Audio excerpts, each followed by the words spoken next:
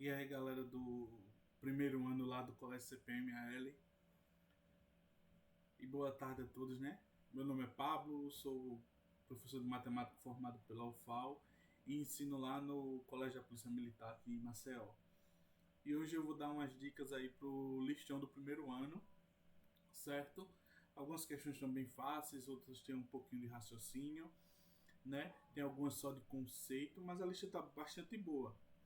Então sejam bem-vindos e vamos lá começar, certo? Eu vou trabalhar com vocês a primeira questão, ok? A primeira questão diz: um grupo de 50 pessoas. Então ele já começa aqui dizendo a quantidade de pessoas do grupo: 50. Fez um orçamento inicial para organizar uma festa, que seria dividida entre elas em cotas iguais. Verificou-se que no final, para arcar com todas as despesas, faltavam 510. Então, olha só, para as 50 pessoas ainda faltavam, além do que eles tinham dividido igualmente, faltavam R$ 510. Ok? E que 5 novas pessoas haviam ingressado no grupo. No acerto, foi decidido que as despesas total seriam divididas em partes iguais. Seriam divididas em partes iguais. Pelas 55 pessoas. Olha só, olha o que a gente tem aqui. Isso aqui já é a nova forma, certo? De pensar. Vai ser dividido em partes iguais pelas 55 pessoas. Ele está falando o seguinte: ele está falando que, além do valor que já estava, mais o valor faltante, vão somar e dividir pelos 55, ok? Então a nova despesa seria o que eles já estavam devendo, mais os 510 que estavam faltando, certo? Iam somar e dividir igualmente pelos 55. Essa é a nova forma de ver a divisão da dívida, ok? Então o que, é que a gente tem aqui? Vamos voltar a ler. Quem não havia ainda contribuído pagaria sua parte e cada um dos 50 pessoas do grupo inicial deveria contribuir ó, com mais R$ 7. As 50 pessoas do grupo inicial. As 50 pessoas do grupo inicial. Ok? Então, a gente tem que ter cuidado com isso. Por que eu separei em duas cores? Porque a gente vai fazer duas funções de primeiro grau. Duas, certo? Uma para 55 pessoas e uma para 50, certo? Que as duas têm que dar o mesmo valor, porque a dívida é a mesma. Eles não mudaram a dívida, certo? A dívida é a mesma. Então, como é que a gente vai fazer? Ok? Vamos encontrar a equação que representa o débito, certo? A primeira equação que representa o débito, certo? É aquela mais fácil que a gente pode fazer, que é dividir em partes iguais pelo 55. Então, o débito vai ser dividido igualmente para 55 pessoas, certo? Então, o débito é 55 vezes o valor de cada pessoa, que a gente precisa saber qual é, que é isso que ele quer. E a outra parte, a gente tem que tomar cuidado, porque a gente tem logo uma conta para fazer. Como 50 pessoas, temos o seguinte, que cada um estava pagando R$ 7, x menos 7, né? X é o valor que a gente tem cheio para cada um, menos R$ 7. Eles vão pagar isso. Estou levando X, esse X aqui. O da dívida igual, certo? Aqui esse X, ó, eu tenho X menos 7. Eles estavam pagando isso aqui. Só que quando eles pagavam isso aqui, eles tinham que pagar mais 510. Ok? Então, a minha função que eu tenho seria essa aqui, ó. D de x, 50 vezes x menos 7, mais 510. Certo? Eles iam pagar o valor que eles já tinham acertado antes. Que valor é esse? É x menos R$ 7. Esse é o valor que eles tinham acertado antes. porque é que eles estão pagando R$7 a mais. Então o que eles tinham acertado antes é R$7 a menos, ok? Só que as duas dívidas, ó, elas são iguais. Deixa eu até usar outra cor aqui. As duas dívidas, elas são iguais, ok? As duas dívidas, elas são iguais. Então, o que é que eu tenho aqui? Se elas são iguais, eu posso igualar as duas e vou encontrar essa equação aqui, ó. E resolvendo essa equação, você tem o resultado que você precisa, que é o valor que eles pagaram, né? Que é o valor que cada um pagou. O valor que cada um pagou, que era a pergunta. A pergunta nem entrou aqui nesse contexto, mas tudo bem. Todos os dados foram utilizados, ele queria saber quanto cada um pagou no fim. Então, é só fazer essa conta, essa equação aí, e vocês vão encontrar. Certo. Aqui a gente tem dois conjuntos, certo? E o que eu gosto dessas questões de conjunto é que a gente pode fazer da seguinte forma. A gente separa ele por intervalos da reta, certo? A dica do intervalo da reta é que quando vocês forem fazer a reta, ok? Pegue o meio e veja ele como zero. Tá, se o meio é zero, aí eu consigo agora identificar onde é positivo, onde é negativo, onde cada ponto vai. E a gente consegue responder a B, C e a D, certo? Aqui estão os desenhos dos intervalos, certo? O primeiro é de 1 até o infinito. Então, de 1, aqui ó, o 1 vem depois do 0, o 1 vem depois do 0, então 1 até o infinito. O B é do menos infinito até o 0. Ó, preste atenção que o 1 é fechado. O 1 é fechado. O 0 já aqui na B, ele é aberto. Por que eu não falo em aberto e fechado para infinitos? Porque é sempre aberto. Você não tem o número final para fechar o conjunto, você tem um conjunto aberto para o infinito. Já o C, ele é aberto em menos 1 e fechado em 1. Então vamos lá para o C, aberto em menos 1, fechado em 1. Então tá aqui. E a gente usa o 0 como centro dessa história, tá vendo? Agora sim, com isso aqui eu consigo fazer todas as questões acima, certo? Eu vou só dar dicas sobre o que cada operação dessa quer falar, certo? Ele está falando de A união B. A união B é o que tem nos dois, todos os elementos que tem nos dois. Todos os elementos que tem nos dois vai entrar nesse conjunto. Cuidado, eu tenho um espaço aqui, ó, entre 0 e 1, que não pertence nem a A e nem a B. O que é que pode acontecer? Eita, ele veio do menos infinito, foi para o mais infinito, então ele é o conjunto dos números reais completo. Não. Cuidado, eu tenho um vão aqui, viu? Cuidado com esse vão aqui, que não tem nada aqui no meio, tá vendo? Aqui no meio, nesse meio aqui, ó. Não tem nada aqui, ó. Cuidado com esse vão. A interseção B. A interseção B é o que tem nos dois ao mesmo tempo. E esse vão aqui já dá muito a dizer, certo? Então preste atenção nesse vão aqui. A menos C. A menos C é o que tem em A e não tem em C. Então você vai olhar para o A. O A é isso tudo aqui. Ah, eu quero que tenha A que não tem C. Eita, o 1 está em A. O 1 está em A. Se eu tivesse desenhado melhor, o 1 estaria aqui, né? 1 abaixo de 1. O 1 está em A. E agora? Como é que eu vou fazer esse conjunto? Esse conjunto eu vou dar uma dica. É praticamente igual ao conjunto A. A diferença está nos colchetes. Cuidado. Se ele é aberto ou se ele é fechado. B menos C. B menos C é o que tem B e não tem A. Então, tudo que tiver em comum aqui, cuidado. Ele não faz parte desse conjunto. Ele só vai fazer parte do conjunto aquilo que não é em comum. Onde eu tenho traço no B, mas não tenho o rabiscado no B, mas eu não tenho rabiscado no C, viu? Então essa é a dica da questão 2.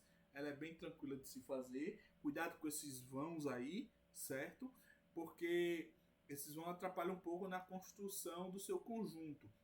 Dica: use aqueles conjuntos, x pertence às reais, tal que x é maior que tanto, menor que tanto. Esse seria o melhor para fazer a letra A, viu? Esses conjuntos aí de colchetes para fazer a letra A seria um pouco mais complicado. Vamos para a terceira. A terceira, se vocês depois que eu passar aqui, vocês vão ver que eu não botei nenhuma dica, porque basta resolver essa inequação aqui, certo? E essa inequação não tem problema nenhum. O problema seria se o meu x ficasse negativo e eu tivesse que multiplicar por menos 1. Aí eu teria que inverter o sinal da desigualdade. Mas nesse caso não. Nesse caso não, eu não tenho essa questão, eu não tenho esse problema quando eu for resolver. Então basta resolver que você já vai encontrar a solução, certo? Então resolve a inequação aí de boa, fácil, fácil. É que nem responder a equação, só teria o problema do menos 1, que neste caso não tem problema porque vocês não vão ter menos 1 aí nessa inequação. A quarta, dada a função de reais em reais, tal que f de x é igual a 2x menos 4. Desenhe um esboço do gráfico da função f de x e determine o domínio, a imagem e o contradomínio. Beleza. Quando ela dá esse enunciado, ele já diz o domínio e o contradomínio. Ele já diz domínio e contradomínio. Qual é o domínio? É isso aqui. Qual é o contradomínio?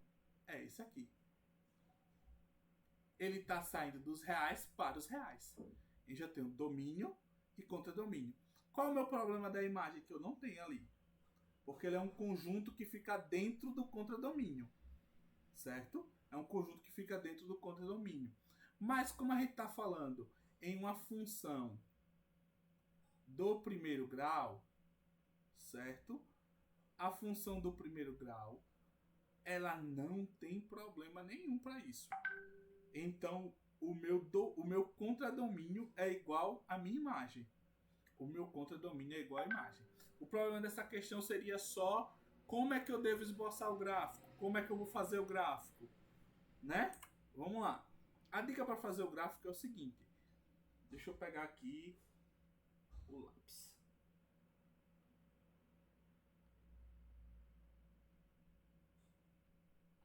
Certo? Ó, esse aqui, esse valor aqui é o A.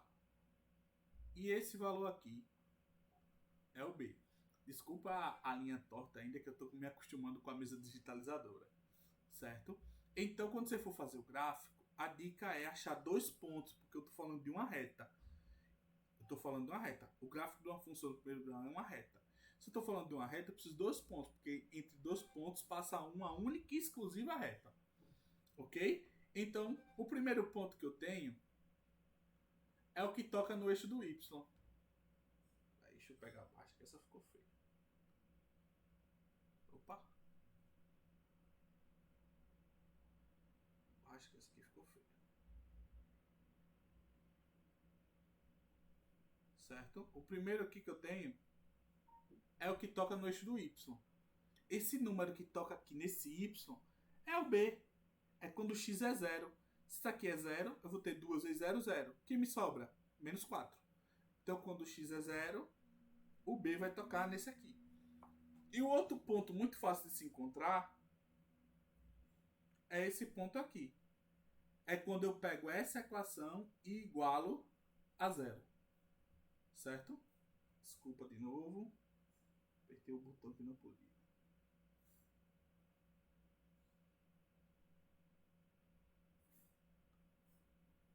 Quando eu igualo isso aqui a 0, eu vou ter uma equação do primeiro grau e eu vou encontrar esse ponto aqui. Achou esses 2 pontos? É só ligar como eu liguei aqui.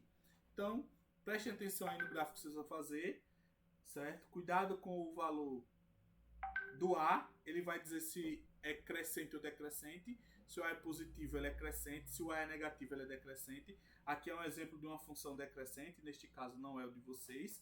O de vocês é crescente, certo?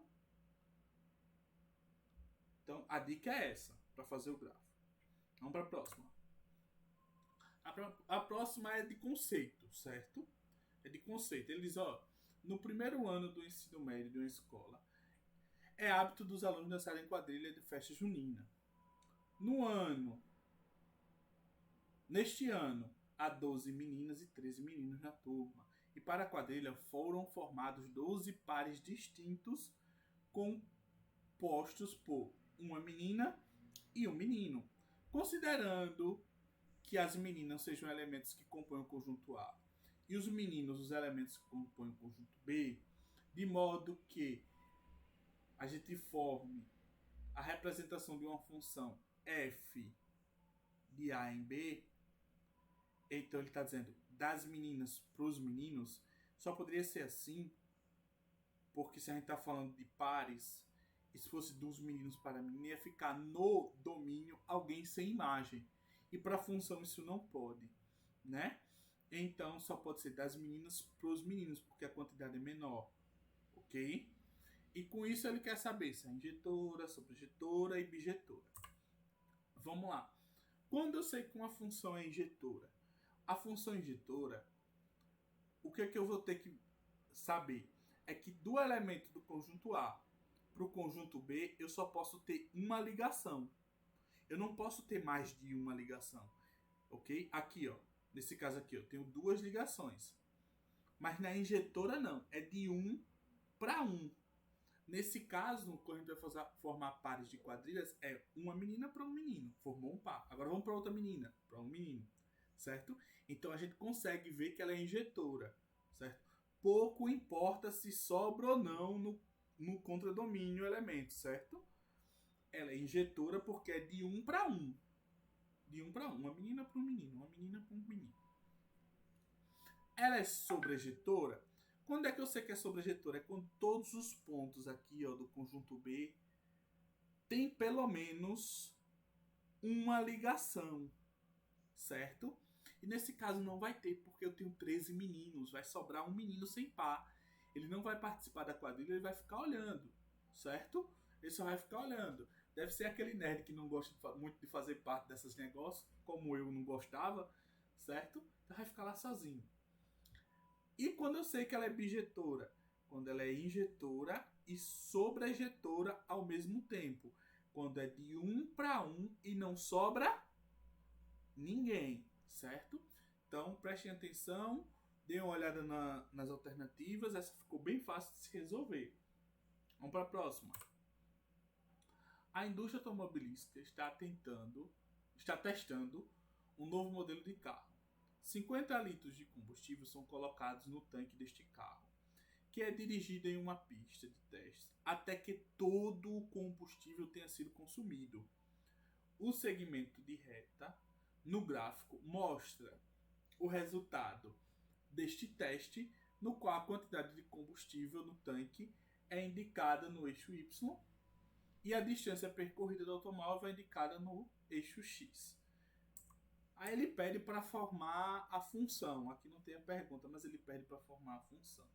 Então lembra daquela dica que eu dei na questão lá de função? Aqui é o meu ponto B. E para achar o meu A, já que eu já tenho o B, é eu pegar o AX mais B e igualar a zero. Certo? Que aqui nesse caso, X é quanto? X é 500. Então vai ficar 500A. Deixa eu até escrever aqui. Deixa eu pegar aqui o lápis. Deixa eu pegar o lápis. Certo? Ó. Ali, né? AX mais B aqui. Vai ficar AX mais B igual a zero. Porque Y nesse ponto aqui é zero. Só que o meu X nesse ponto é quanto? 500. O meu B eu já tenho. O meu B é quanto? 50. Com isso eu acho o meu A, certo? Consigo achar o meu A.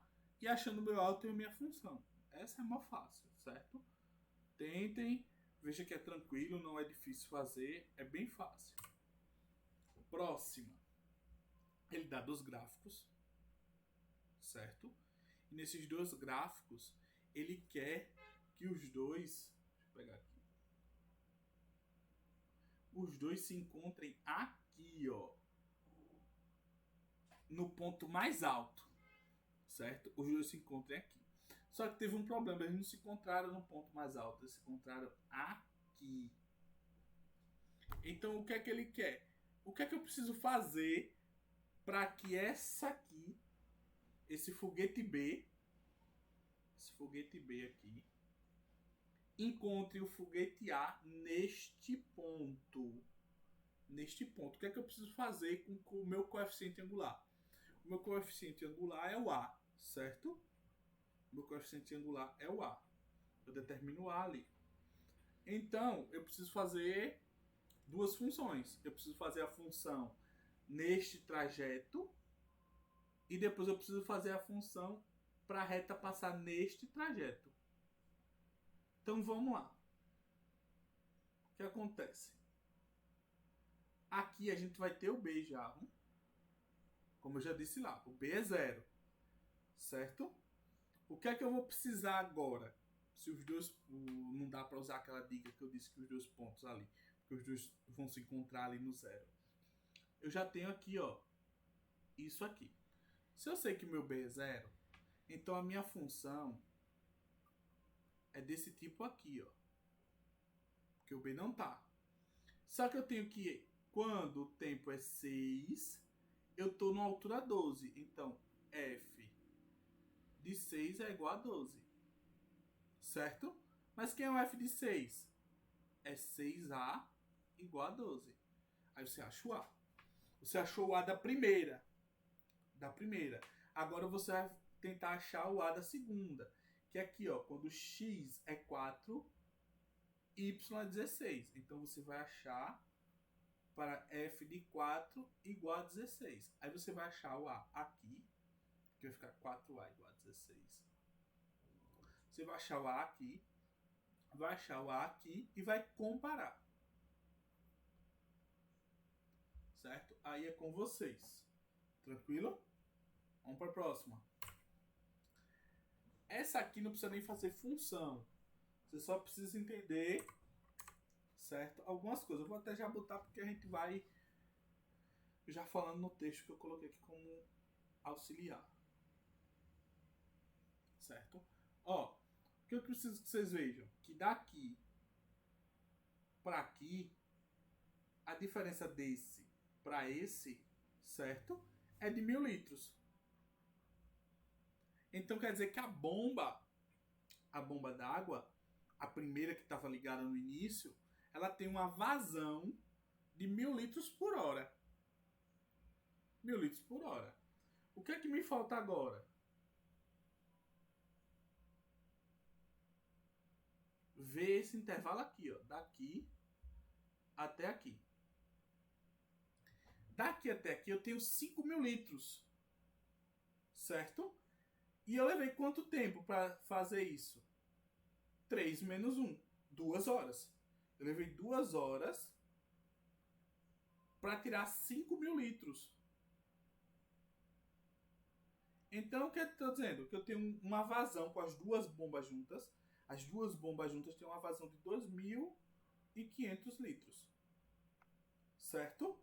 Se a vazão é de 2.500 litros e a primeira tem uma vazão de 1.000 litros,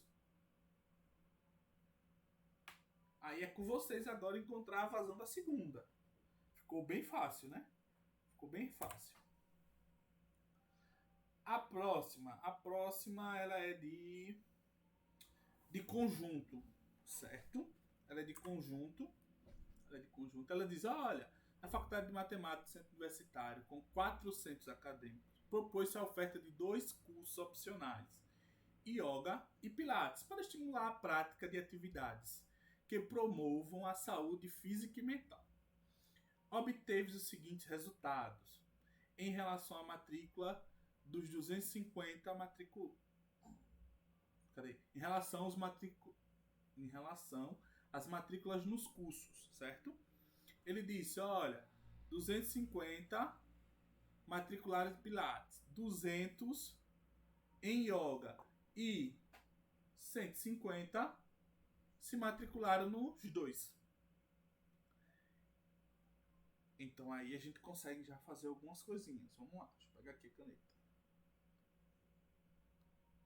Vamos lá. Vamos chamar o grupo A de Pilates. Quantas pessoas são? 250. Vamos chamar o grupo B de Yoga. Quantas pessoas são? 200. Ah, muita gente chegaria aqui. Ah, então teve 450 pessoas. Pô, não vai assim porque já passou o número de pessoas do curso. Viu? O número de pessoas do curso é 400. Então já passou. Nada a ver. E que se matricularam nos dois, 150. Aí você diz, eita, agora passou bastante, né? Deu 600 pessoas, 200 pessoas a mais. 600 pessoas veio de aonde? Não. Calma, calma, calma. O que acontece é que isso aqui, ó, é minha interseção.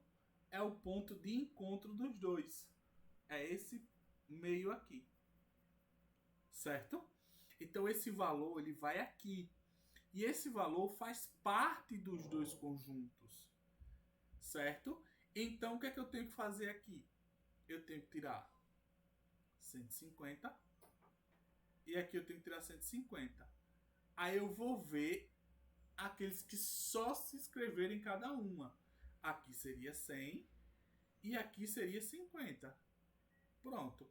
Então aqui teria 50 e aqui teria 100. Pronto. Agora sim eu posso saber qual o total de pessoas matriculadas e quantas não quiseram fazer nenhum dos cursos.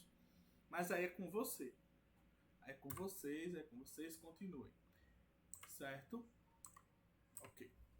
Em uma pesquisa realizada nos estudos do IFAL, com os estudantes do IFAL, verificou-se que 200 alunos gostam de jogar vôlei, 300 gostam de jogar futebol, 40 gostam dos dois esportes. Ó, 40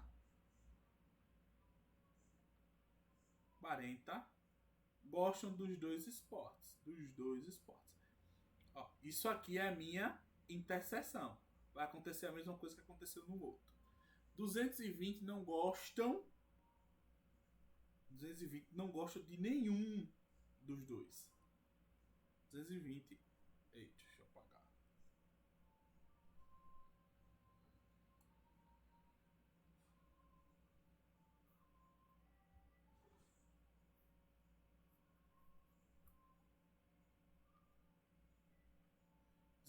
Não gosta de nenhum dos esportes. Certo? Então isso aqui é um conjunto à parte. É um conjunto disjunto.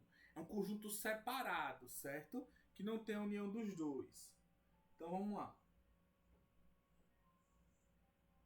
Vamos ver o que, é que a gente pode fazer agora.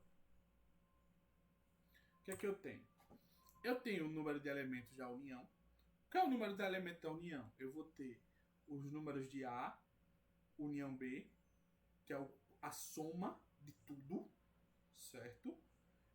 Como é que eu vou saber isso? Como vou saber exatamente esse total de elementos? Eu vou pegar os números de elementos do A, que seria 200 do A. Pegaria o do B, que seria 300. E subtraria a interseção, que é 40. Aí eu consigo chegar ao total das pessoas que fazem vôlei e das pessoas que fazem futebol, exatamente a quantidade total de alunos. Lembrando que desse meio vai estar as pessoas que fazem os dois ao mesmo tempo.